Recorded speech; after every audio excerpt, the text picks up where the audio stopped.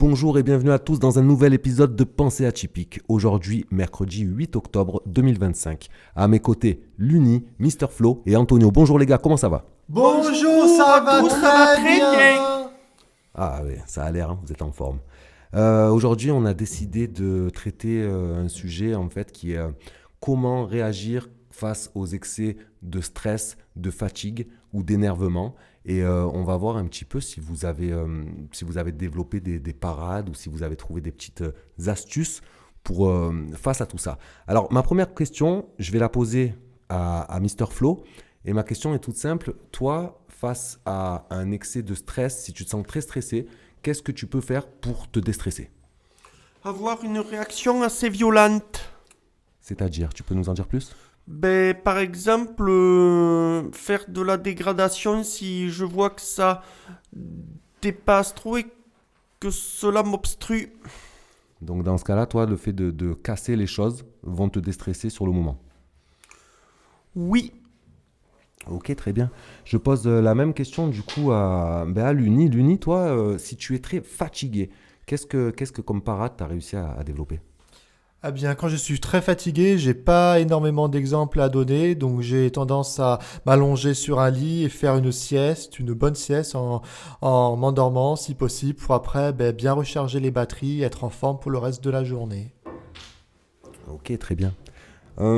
Antonio, si tu te sens énervé, on va employer le terme énervé. Qu'est-ce que tu peux mettre en place pour faire passer un petit peu cet énervement? Donc moi, en gros, je peux avoir tendance à employer la violence des fois, ou bien la violence, ou bien respirer et me dire arrête de t'énerver pour rien, essaye de me dire ce qui va pas. Ok, ok. Euh, du coup, en fait, derrière ce sujet de podcast, ce qui me semble intéressant, moi, c'est que, bon, on est dans un groupe d'entraide mutuelle, et du coup, c'est peut-être pouvoir que vous puissiez échanger entre vous et face au micro, à savoir est-ce que vous avez des techniques vraiment particulières. On va parler de la fatigue, d'accord? Parce que la fatigue, c'est un sujet qui revient souvent. Et c'est vrai que par moment dans la journée, selon ce que vous avez fait comme activité ou l'énergie qui a été dépensée, vous pouvez vous sentir très fatigué. Face à ça, comment vous vous comportez? Quelles petites astuces vous avez réussi à mettre en œuvre? On va commencer peut-être par, je ne sais pas qui veut prendre la parole, peut-être Monsieur Luni.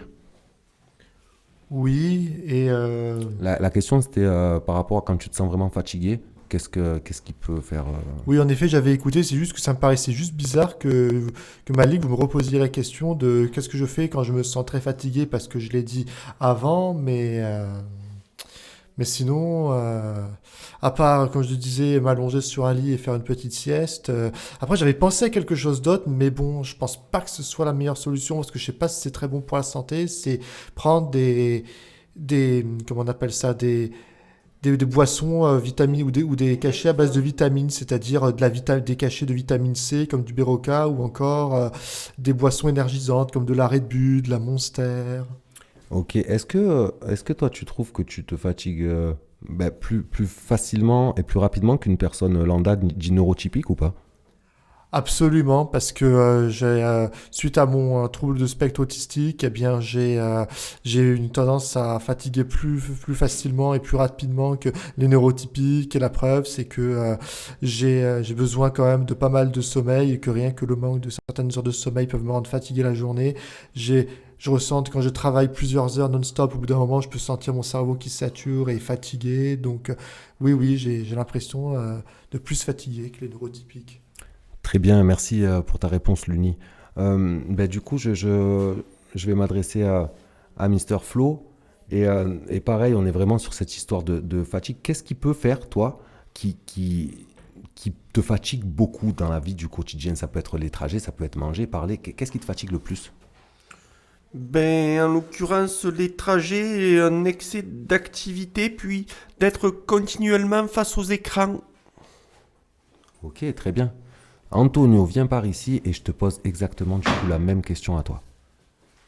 Est-ce que tu peux nous dire qu'est-ce qui te fatigue plus que la norme et quelle parade tu as mis en place? Donc moi, ce qui me fatigue davantage, c'est en fait tout ce qui est trajet. Parce que moi, je dois partir plus d'une heure avant, par exemple, pour aller en cours.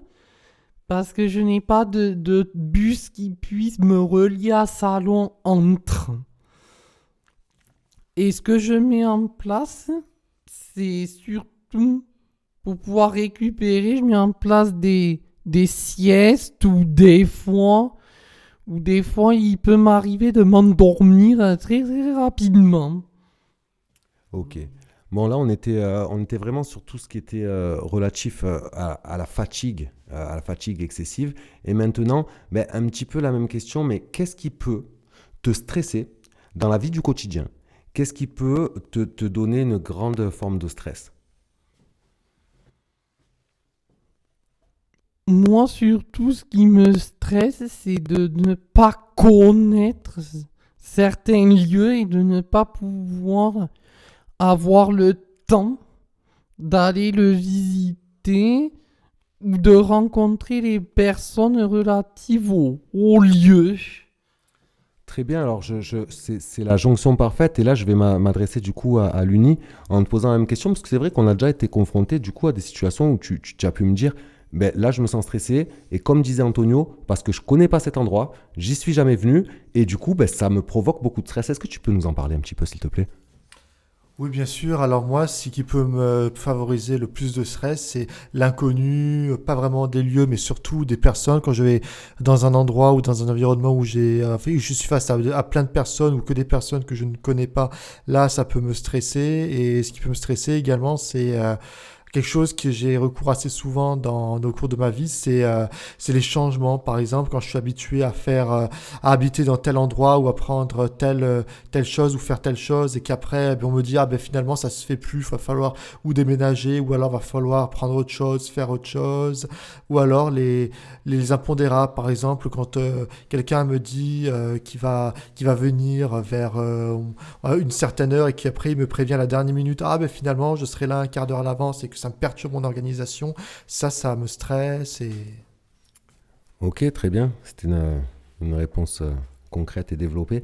Ben, du coup, Mister Flo, toi, qu'est-ce qui te stresse beaucoup dans la vie du quotidien? Ce qui peut me stresser, ben, ça dépend des situations. Quand je sais que je dois aller dans un endroit que je déteste, ou à l'époque, quand c'était le moment d'y retourner, ou bien des reprises que je ne me sentais pas favorable, car de par mon expérience, je savais qu'il n'était pas du tout approprié pour moi. Et là, je témoigne de ce que l'Uni a dit, parce que j'ai participé à son inquiétude d'un endroit lorsque nous étions ensemble sur une sortie. Ok, oui, exactement. En plus, je pensais au même souvenir. Je vais te poser une dernière question, Flo. Parce que là, parmi vous trois, tu es le plus âgé.